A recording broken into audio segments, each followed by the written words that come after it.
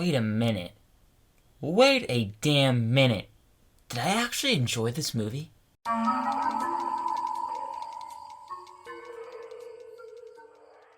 Halloween Ends is the newest supposed end to the Halloween franchise that once again sees the return of Jamie Lee Curtis, Andy Matichak, and Will Patton. This movie takes place 4 years after Laurie Strode's last encounter with the masked killer, Michael Myers. She's living with her granddaughter and trying to finish her memoir, and Michael Myers hasn't been seen since. But after a terrifying event in Haddonfield, that ignited a cascade of violence and terror that forces Laurie to confront the evil she can't control. Now, I just tried my absolute hardest to not spoil anything in this movie, because this is a spoiler-free review, know that going into it. I will try to avoid talking about any specific details to the best of my ability. But going into this movie, I was excited, but still very nervous. After watching Halloween Kills for the first time last year, I left feeling very lukewarm on this franchise, and wasn't really excited to see where it would go from here because of that movie not being all too great. But I did really enjoy the Halloween movie from 2018, so I still had hope that this movie would be good and stick the landing. And when it comes to being the conclusion to this entire franchise, but more so this entire trilogy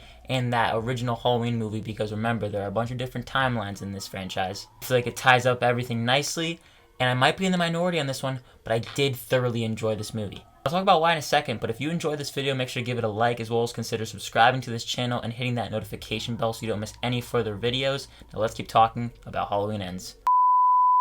The movie opens up in a way that I wasn't expecting. Those first couple minutes had me confused. I didn't really know where it was going. Then a specific twist happens that sets the rest of this movie down a path that I was not expecting. Obviously not going to talk about that twist specifically, but let's just say from there I was very intrigued. Now the first act and half of the second act I would say plays out much differently than I was expecting, but also it's unlike anything we've really seen in the Halloween franchise, aside from maybe Season of the Witch. That movie stands on its own. This movie doesn't stand on its own particularly. It obviously continues storylines from prior movies and we see returning characters. But let's just say you don't see a main character throughout this movie until maybe 45 minutes into it. The story feels different. It starts going down a different path than I was expecting. It's a ballsy move. I do feel like it's going to leave fans and critics divided, but I would say I lean more towards the positive side on it. First off, I can appreciate this movie for doing something new, trying something unique, trying something that we haven't seen before in this franchise particularly. It's definitely not without its problems, and I will get into that. With the positives, I think the entire cast is great. As many of you would assume, this is Laurie Strode's swan song. At least I sure hope it is, but we could see another return to this franchise like we've seen before. And Jamie Lee Curtis gives a fun performance. And I say fun because half of the performance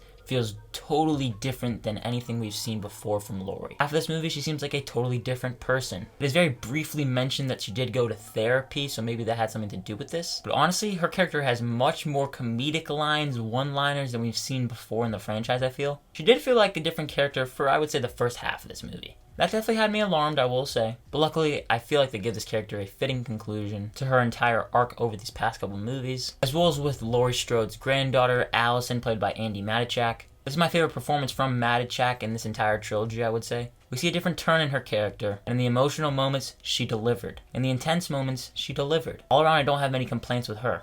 But someone else that also surprised me was Rohan Campbell. He plays a new character called Corey, who I won't get into specifics of what his character necessarily has to do in this movie, but he plays a big part in the story, and you are either going to like that or you're going to hate that. That is a big choice made by the writers. Introducing a new character in the final movie in this entire saga, that's kind of crazy to do. What they did, the arc they gave him, at times it might feel fairly predictable. The writing for his character is cookie cutter, but I feel like it fit for this movie and how the movie ended up progressing. His performance at times was sinister and creepy, but I also found myself caring for his character. That's something else I'll say. I found myself caring for all of these characters. I had a lot of problems with Halloween Kills, but one of the problems specifically I had was with the writing. More specifically, the writing within characters. I really feel like all of them were all that good, and most of them were pretty forgettable. Here, the characters worked. As for Michael Myers in this movie, we've seen him before be absolutely brutal. In this movie, they continue with those brutal kills. There are some gnarly kills here. I'm not gonna lie, I'm usually pretty good when it comes to blood and violence. There were a couple times in this movie where I did have to look away.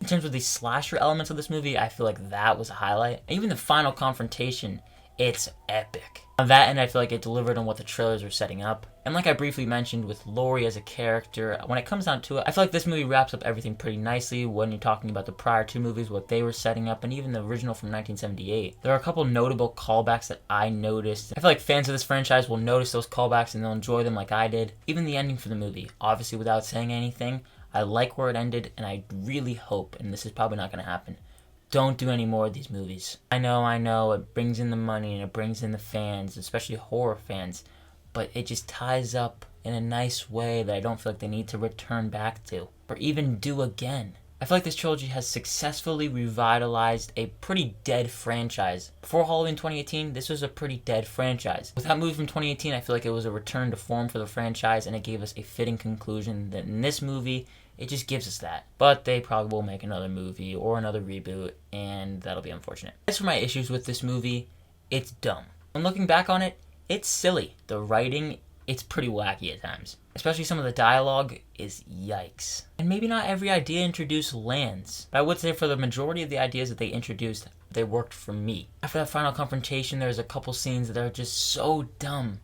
But I just kept thinking to myself, I respected this movie. I left kind of speechless because I just respected it for what it was doing, bringing something new to the table, adding a new character in a last movie in the franchise. That's something that you rarely ever see, and also ever see done successfully. This movie does that successfully. Go into this movie expecting very little. I think you could be surprised like I was. I also don't think there are many things that can prepare you for how different this movie feels when comparing it to the other Halloween movies. I gotta say that. You've seen story elements happen before in other movies, but for this movie and this franchise, it's new and it feels fresh. Except for stuff maybe within the characters, I would feel that it's fairly unpredictable. The jump scares don't necessarily work. It's not exactly scary, but how many of these Halloween movies really are? It was so fun seeing the return of all these characters and all the actors giving good performances. It's dumb, but I found it to be a lot of fun. I'm probably going to be the minority on this one.